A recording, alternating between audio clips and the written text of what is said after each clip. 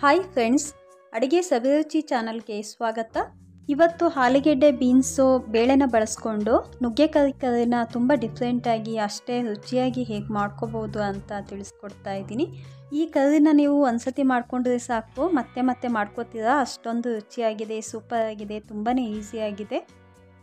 ಈಗ ನೋಡೋಣ ಫ್ರೆಂಡ್ಸ್ ಹೇಗೆ ಮಾಡೋದು ಅಂತ. ಹಾಗೆ ನೀವೇನಾದರೂ ನನ್ನ ಚಾನಲ್ನ ಸಬ್ಸ್ಕ್ರೈಬ್ ಮಾಡ್ಕೊಂಡಿಲ್ಲ ಅಂದರೆ ಇವಾಗಲೇ ಚಾನಲ್ನ ಸಬ್ಸ್ಕ್ರೈಬ್ ಮಾಡಿಕೊಂಡು ಸೈಡಲ್ಲಿ ಬೆಲ್ ಐಕನ್ ಇದೆ, ಅದರ ಮೇಲೆ ಕ್ಲಿಕ್ ಮಾಡಿ ಆಲ್ ಸೆಲೆಕ್ಟ್ ಮಾಡಿ. ಆವಾಗ ನಾನು ಮಾಡೋ ಎಲ್ಲ ವೀಡಿಯೋದ ನೋಟಿಫಿಕೇಷನ್ ನಿಮಗೆ ಸಿಗುತ್ತೆ. ಅಲ್ಲದೆ ವೀಡಿಯೋನ ಕೊನೆ ತನಕ ಮಿಸ್ ಮಾಡ್ಕೊಳ್ಳದೆ ನೋಡಿ. ಮೊದಲಿಗೆ ಇದನ್ನು ಮಾಡೋದಕ್ಕೆ ನಾನಿಲ್ಲಿ ಒಂದು 1/2 ಕಪ್ನಷ್ಟು ತೊಗರಿಬೇಳೆ ತೊಗೊಂಡಿದ್ದೀನಿ. ಇದನ್ನು ಒಂದು ಪಾತ್ರೆಗೆ ಹಾಕ್ಕೊಂಡು ಸ್ವಲ್ಪ ನೀರು ಹಾಕ್ಕೊಂಡು ಚೆನ್ನಾಗಿ ಒಂದು ಸತಿ ತೊಳ್ಕೊಬೇಕು. ಒಂದ್ಸಲ ತೊಳ್ಕೊಂಡ್ರೆ ಸಾಕು, ಬೇಳೆ ಕ್ಲೀನ್ ಆಗುತ್ತೆ. ತೊಗರಿಬೇಳೆನ ಈಗ ತೊಳೆದಿಟ್ಕೊಂಡಿದ್ದೀನಿ. ಕುಕ್ಕರ್ನ ಈಗ ಸ್ಟವ್ ಮೇಲೆ ಕಾಯಕ್ಕಿಟ್ಟು ತೊಳೆದಿಟ್ಟಿದ್ದೀನಲ್ಲ, ಆ ಬೇಳೆನ ಹಾಕ್ತಾ ಇದ್ದೀನಿ. ಇದಕ್ಕೆ ಒಂದು 3 ಕಪ್ನಷ್ಟು ನೀರು, ಚಿಟಿಕೆ ಹಳದಿ, ಹಾಗೆ ಒಂದು 1/2 ಟೀ ಸ್ಪೂನಷ್ಟು ಆಯಿಲ್ ಹಾಕ್ತಾ ಇದ್ದೀನಿ. ಇದನ್ನು ಒಂದ್ಸಲ ಚೆನ್ನಾಗಿ ಮಿಕ್ಸ್ ಮಾಡಿಕೊಂಡು ಮುಚ್ಚಳ ಮುಚ್ಚಿ 4 ವಿಷಲ್ ಕೊಟ್ಟು ಬೇಯಿಸ್ಕೋಬೇಕು.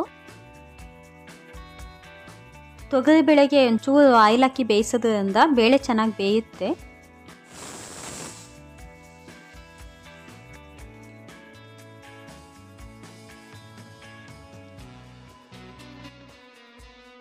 ಈಗ ನಿಮಗೆಲ್ಲಿ ಕಾಣಿಸ್ಬೋದು ಬೇಳೆ ಚೆನ್ನಾಗಿ ಬೆಂದಿದೆ. ಈಗ ಒಂದು ಪಾತ್ರೆನ ಸ್ಟವ್ ಮೇಲೆ ಕಾಯಕ್ಕಿಟ್ಟು ಇದಕ್ಕೆ 2 ಟೇಬಲ್ ಸ್ಪೂನಷ್ಟು ಆಯಿಲ್ ಹಾಕ್ತಾ ಇದ್ದೀನಿ. ಇದಕ್ಕೆ 2 ಆಲೂಗೆಡ್ಡೆ ತಗೊಂಡು ಅದನ್ನು ಕ್ಲೀನ್ ಮಾಡಿ ಕಟ್ ಮಾಡಿಬಿಟ್ಟು ತೊಳೆದ್ಬಿಟ್ಟು ಹಾಕ್ತಾ ಇದ್ದೀನಿ. 2 ಕಪ್ನಷ್ಟು ಕಟ್ ಮಾಡಿದ ಬೀನ್ಸು, ಹಾಗೆ ಕಟ್ ಮಾಡಿದ ನುಗ್ಗೆಕಾಯಿ ಹಾಕ್ತಾ ಇದ್ದೀನಿ. 2 ನುಗ್ಗೆಕಾಯಿ ತಗೊಂಡು ಅದನ್ನು ಕ್ಲೀನ್ ಮಾಡಿಬಿಟ್ಟು ಕಟ್ ಮಾಡಿ ಹಾಕಿದ್ದೀನಿ. ಒಂದ್ಸಲ ಚೆನ್ನಾಗಿ ಮಿಕ್ಸ್ ಮಾಡ್ಕೋಬೇಕು. ಈಗ ಚಿಟಿಕೆ ಹಳದಿ, ಟೇಸ್ಟಿಗೆ ಎಷ್ಟು ಬೇಕಷ್ಟು ಸಾಲ್ಟ್ ಹಾಕ್ಕೊಂಡು ಮತ್ತೆ ಇದನ್ನು ಮಿಕ್ಸ್ ಮಾಡ್ಕೋಬೇಕು.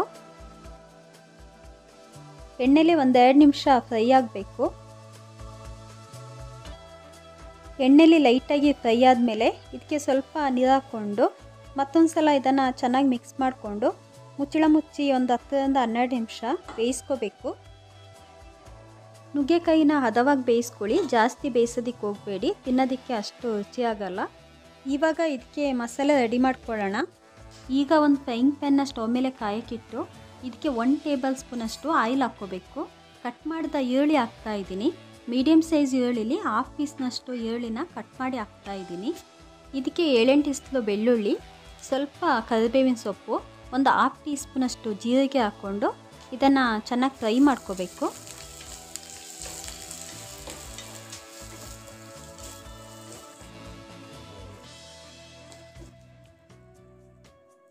ಚೆನ್ನಾಗಿ ಫ್ರೈ ಆಗಿದೆ. ಇದಕ್ಕೆ ಕಟ್ ಮಾಡಿದಂಥ ಟೊಮೆಟೊ ಹಾಕ್ತಾ ಇದ್ದೀನಿ. ನಾನಿಲ್ಲಿ ಒಂದು ಚೆನ್ನಾಗಿ ಹಣ್ಣಾದಂಥ ಮೀಡಿಯಮ್ ಸೈಜ್ ಟೊಮೆಟೊ ತೊಗೊಂಡಿದ್ದೀನಿ. ಇದನ್ನು ಕೂಡ ಈರುಳ್ಳಿ ಜೊತೆ 1-2 ನಿಮಿಷ ಚೆನ್ನಾಗಿ ಫ್ರೈ ಮಾಡ್ಕೋಬೇಕು.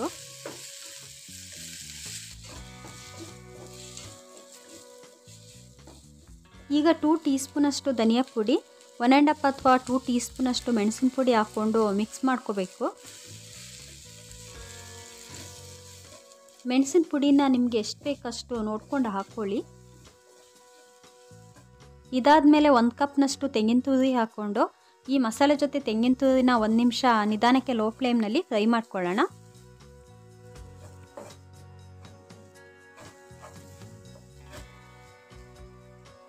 ಮಸಾಲೆ ಎಲ್ಲ ಚೆನ್ನಾಗಿ ಫ್ರೈ ಆಗಿದೆ. ಇದನ್ನು ಮಿಕ್ಸಿ ಜಾರಿಗೆ ಹಾಕ್ತಾ ಇದ್ದೀನಿ.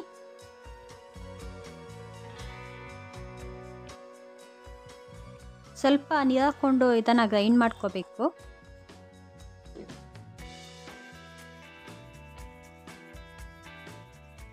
ಇದು ಚೆನ್ನಾಗಿ ಗ್ರೈಂಡ್ ಆಗಿದೆ.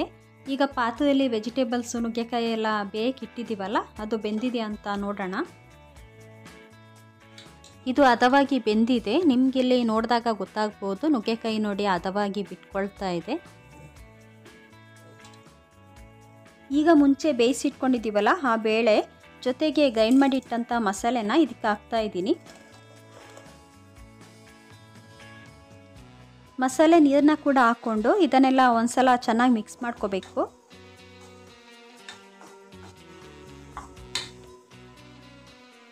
ಇವಾಗ ಟೇಸ್ಟಿಗೆ ಎಷ್ಟು ಬೇಕಷ್ಟು ಸಾಲ್ಟು, ಒಂದು 1/4 ಟೀ ಸ್ಪೂನಷ್ಟು ಕಾಚಿನ ಪುಳಿ ವಿನಿಗರ್ ಹಾಕ್ಕೊಂಡು ಮಿಕ್ಸ್ ಮಾಡಿಕೊಂಡು ಒಂದು 10 ನಿಮಿಷ ಇದನ್ನು ಮುಚ್ಚಳ ಮುಚ್ಚಿ ಕುದಿಲಿಕ್ಕೆ ಬಿಡೋಣ.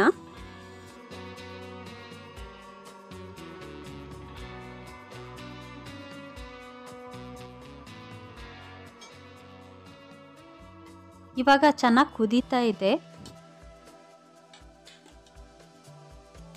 ನುಗ್ಗೆಕಾಯಿ ಕರ್ರಿ ರೆಡಿಯಾಗಿದೆ. ಇದಕ್ಕೆ ಒಗ್ಗರಣೆ ಹಾಕ್ಕೊಳ್ಳೋಣ. ಒಗ್ಗರಣೆ ಪೆನ್ನ ಸ್ಟವ್ ಮೇಲೆ ಕಾಯಕ್ಕಿಟ್ಟು ಇದಕ್ಕೆ 1 ಟೇಬಲ್ ಸ್ಪೂನಷ್ಟು ತುಪ್ಪ ಹಾಕ್ತಾಯಿದ್ದೀನಿ. ಇದಕ್ಕೆ 1/4 ಟೀ ಸ್ಪೂನಷ್ಟು ಸಾಸಿವೆ, ಕಟ್ ಮಾಡಿದ ಬ್ಯಾಡಗಿ ಮೆಣಸಿನ್ಕಾಯಿ ಹಾಕ್ತಾಯಿದ್ದೀನಿ. ನಾನಿಲ್ಲಿ ಒಂದು 2-3 ಬ್ಯಾಡಗಿ ಮೆಣಸಿನ್ಕಾಯಿನ ಕಟ್ ಮಾಡಿ ಹಾಕಿದ್ದೀನಿ. ಸ್ವಲ್ಪ ಕರಿಬೇವಿನ ಸೊಪ್ಪು ಹಾಕ್ಕೊಂಡು ಫ್ರೈ ಮಾಡ್ಕೋಬೇಕು.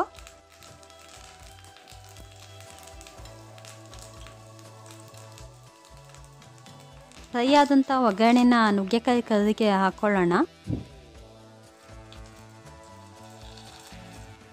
ಈಗ ದೋಸೆ, ಚಪಾತಿ, ಅನ್ನ ಎಲ್ಲದಕ್ಕೂ ಕೂಡ ಸೂಪರಾದ ನುಗ್ಗೆಕಾಯಿ ಕರ್ರಿ ರೆಡಿಯಾಗಿದೆ. ಒಂದ್ಸಲ ನೀವು ಕರ್ರಿನ ಈ ಟೈಪಲ್ಲಿ ಮಾಡಿ ನೋಡಿ. ಮತ್ತೆ ನೀವು ಯಾವಾಗ ಮಾಡಬೇಕಂದ್ರೂ ಇದೇ ಟೈಪಲ್ಲೇ ನುಗ್ಗೆಕಾಯಿ ಕರ್ರಿನ ಮಾಡ್ಕೋಬೇಕು ಅನಿಸುತ್ತೆ. ಇದು ಅಷ್ಟೊಂದು ಟೇಸ್ಟಿಯಾಗಿದೆ. ನೀವು ಕೂಡ ಈ ರೆಸಿಪಿನ ಇವಾಗಲೇ ಮನೇಲಿ ಟ್ರೈ ಮಾಡಿ. ಹಾಗೆ ಹೇಗಿತ್ತು ಅಂತ ನನಗೆ ಕಮೆಂಟ್ ಬಾಕ್ಸಲ್ಲಿ ತಿಳಿಸಿ.